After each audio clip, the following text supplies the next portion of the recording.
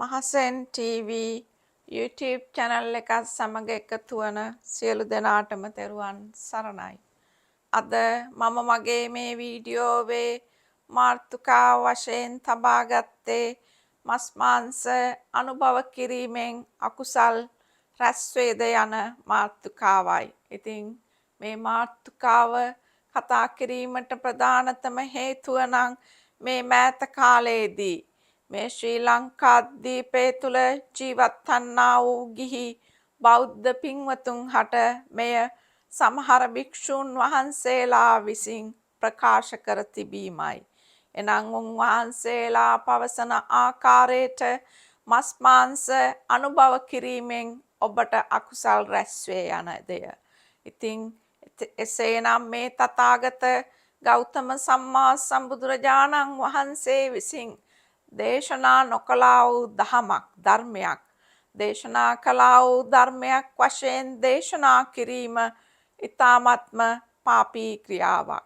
ඉතින් මෙහිදී මා සඳහන් කරන්න කැමති බුදුරජාණන් වහන්සේගේ දහමට අනුව කයින් සිදුවන්නා වූ අකුසලයක් ලෙස සඳහන් කර තිබෙන්නේ සතුන් මැරීමයි. ඉතින් මේ සතුන් මැරීමත් උන්වහන්සේ සඳහන් කර තිබෙන්නේ පියවි ඇසින් පෙනෙන සතුන් මැරීමෙන් වළකින්න යන කාරණයයි. ඉතින් එසේනම් මා සඳහන් කරන්න කැමති මේ ප්‍රාණඝාත අකුසලයක් සිදුවීමෙන් පමණයි ඔබට අකුසල් රැස් වෙන්නේ. එනම් අකුසල් රැස්වීම යනු ඔබට මේ ජීවිතයේදීම ලෝකෝත්තර මාර්ගඵලයක් ලබා ගැනීමට හෝ මතු ආත්මයකදී ලෝකෝත්තර මාර්ගඵලයක් ලබා ගැනීම සඳහා යන මේ ගමනේදී ඔබට අකුසල් රැස්වන්නේ ප්‍රාණඝාතයක් සිදු කිරීමෙන් පමණක්මයි. මේ ප්‍රාණඝාතය සම්පූර්ණ විය යුතු කාරණාද උන්වහන්සේ විසින් පැහැදිලිව සඳහන් කර තිබෙනවා. එසේම අපහසා තිබෙනවා එදා ඒ දෙව්දත් තෙරුන් විසින් බුදුරජාණන් වහන්සේ ජීවමානව වැඩ සිටි කාලයේදී උන්වහන්සේ ඉල්ලීමක් කළා බුදුරජාණන් වහන්සේට භික්ෂූන් වහන්සේලා සඳහා නීතියක් පනවන ලෙස.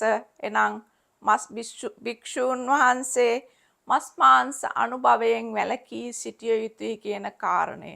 ඉතින් බුදුරජාණන් වහන්සේ ඒ තරයේම ප්‍රතික්ෂේප කළා. එපමණක් නොව උන්වහන්සේ පවසා තිබෙන්නේ කැමති අයට වළඳන්න අකමැති අයට වැළඳීමෙන් වැළකී සිටින්න යන කාරණේ පමණයි.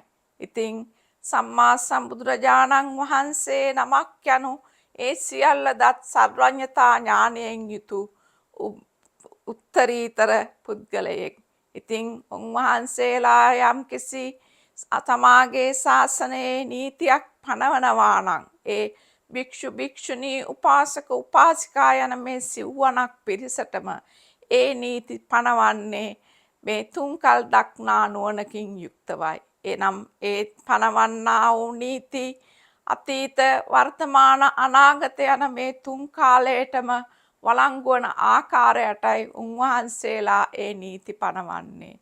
එපමණක් නොව එම යම්කිසි කාරණයක් උන්වහන්සේලා දේශනා කරන්නේ එය අනිවාර්යයෙන්ම මේ සසර ගමන කෙටි කර ගැනීම සඳහා උදව් උපකාර වන ආකාරයටයි ඒ දේවල් ශික්ෂාපද පනවන්නේ. ඉතින් එසේනම් මා සඳහන් කරන්න කැමති මේ මස් මාංශ අනුභවයෙන් කිසිදු පුද්ගලයෙකුට කිසිදු අකුසලයක් රැස්වන්නේ නැහැ. ඉතින් අකුසල් රැස්වන්නේ ඔබ ප්‍රාණඝාතයක් සිදු කළහොතින් පමණයි. එනම් මේ සරලව සඳහන් කළහොතින් මගෙන් සමහර පුද්ගලයන් අසනවා කුමක්ද මේ පරස්පර විරෝධී කතාව. ඔබ මස් මාංශ අනුභව කරනවා, නමුත් ඔබ මසුම් මැරීම සත්ත්ව ඝාතනයට විරුද්ධයි කියන කාරණය. ඉතින් මා මෙහිදී ඔවුන්ට පැහැදිලි කර දෙනු ලැබුවා එහි තේරුම නම් යම්කිසි අවස්ථාවකදී උදාහරණයක් වශයෙන් සිතන්න ඔබ කැලයක හෝ යම්කිසි ස්ථානයක අතරමං වෙලා ඔබට සාගින්නෙන් මිය යන්නට සිදු වෙනවා. ඉතින් නමුත් ඔබ ඉදිරියේ සතෙකු සිටිනවා ඔබට ලේසියෙන්ම ඔබට ඒ සතාව මැරීම සඳහා අවශ්‍ය අවි ආයුධත් තිබෙනවා. නමුත් ඔබ එම සතා මරාගෙන කෑමෙන් තමාගේ කුසගින්න නිවාගන්නේ නැහැ. ඔබ එහිදී තීරණය කරනවා නැහැ. මම මගේ ශික්ෂාපදය රැකගනිමින් කුසගින්නේ මිය යෑම මට සැපයි මේ සතා මරා මස් කෑමට වඩා. එසේම ඔබ ළඟ තවත් හිතවතකු මිතුරකු හෝ ඔබේ ස්වාමි පුරුෂයා විය හැකි සිටිනවා නම් ඔබ ඔහුට නියෝග දෙන්නේ නැහැ. ස්වාමීනී මට හරිම බඩගිනි. මගේ කුසගින්න නිවා ගැනීම සඳහා මෙන්න මේ ආයුධය රැගෙන ගොස් අර සතා මරා මට පිළිගන්නන්නයි කියා ඔබ පවසන්නේ නැහැ. ඉතින් අන්න ඒකයි අන්න ඒ දේ කළොත් තමයි ඔබට අකුසලයක් රැස්වන්නේ. එසේ නැතුව මේ සුපර් මාකට් එකක හෝ වෙනත් තැනක තිබෙන්නා වූ මස් මාංශ මිලදීගෙන ඔබ ඒවා අනුභව කිරීමෙන් ඔබට කිසිම අකුසලයක් රැස්වන්නේ නැහැ. ඉතින් මම මේ සඳහන් කළ යුතුයි මේ මෑත කාලය තුලදී මේ ශ්‍රී ලංකා දීපේ තුල බිහි වී සිටින්නා වූ මේ අධර්මවාදී බලවේග එනම් මේ උතුම් බුද්ධ චීවරයේ දරමින් හිස මුඩු කරමින් භික්ෂු වේශධාරීන් විදිහට මේ ශාසනය තුල සිටින්නා වූ මේ අධර්මිෂ්ඨ භික්ෂූන් වහන්සේලා විසින් මේ උතුම් බුදුරජාණන් වහන්සේ විසින් දේශනා නොකළා වූ ධර්මය දේශනා කළා වූ දහමක් විදිහට තමාගේ හිතුමනාපේ මිනිසුන්ට දේශනා කිරීමේ ඵල විපාක වශයෙන් මේ සමාජයේ තුලින් මේ ලෝකෝත්තර මාර්ගඵල ලබා ගැනීම කියන කාරණය සමාජයෙන් ඈත් වෙමින් පවතිනවා. ඉතින් ආධ්‍යාත්මික නායිකාවක් වන මාවැනි පුද්ගලයෙකුගේ පහළවීමේ ප්‍රධානතම අරමුණ නම් මේ ශ්‍රී ලංකා දීපේ තුල පවතිනා වූ මෙවැනි මිත්‍යා දෘෂ්ටික අදහස් මේ ශ්‍රී උතුම් බුදුරජාණන් වහන්සේගේ බුද්ධ වචනයට එකහෙලාම පටහැනියු මේ මිත්‍යා දෘෂ්ටික අදහස් අපේ මේ ශ්‍රී ලාංකික ගිහි පින්වතුන් කෙරෙහි මහත් අනුකම්පාවෙන් යුක්තව පැහැදිලි කර දීම මගේ ප්‍රධාන වගකීමක්. එපමණක් නොව මා මෙය සඳහන් කරන්න කැමති අප දන්නවා මේ ඉන්දියාවේ ජීවත් වන සමහර ප්‍රාන්තවල මිනිසුන් ගුජරාට පාන්ත්‍රය වගේ උදාහරණයට ගත්තහම ඔවුන් 100%ක්ම මස් මාංශ අනුභව කරන්නේ නැහැ. ඉතින් මේ අය මං මෙල්බර්න් වලදී මගේ එවැනි මිතුරෙක්ගෙන් මා ඇසුවා ගුජරාට පාන්ත්‍රයේ ඇයි ඔයා මස් මාංශ අනුභව කරන්නේ නැත්තේ කියා.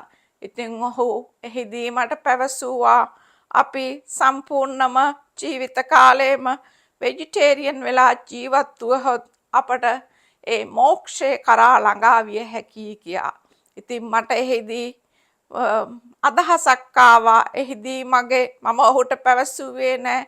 මට සිතුණා එනම් මේ මෝක්ෂය කරා ළඟා විය හැක්කේ එළුවන් හරකන් වැනි සතුන්ට ඉතාමත් ඉක්මනින් මෝක්ෂය කරා ළඟා විය හැකි නේද කියන කාරණය. ඉතින් මේ මිනිසුන්ගේ මේ බ්‍රාහ්මණ සංස්කෘතියට අනුව මෙවැනි මිත්‍යා දෘෂ්ටික අදහස් තියෙන්නේ මෙවැනි මේ බ්‍රාහ්මණ සංස්කෘතියයි.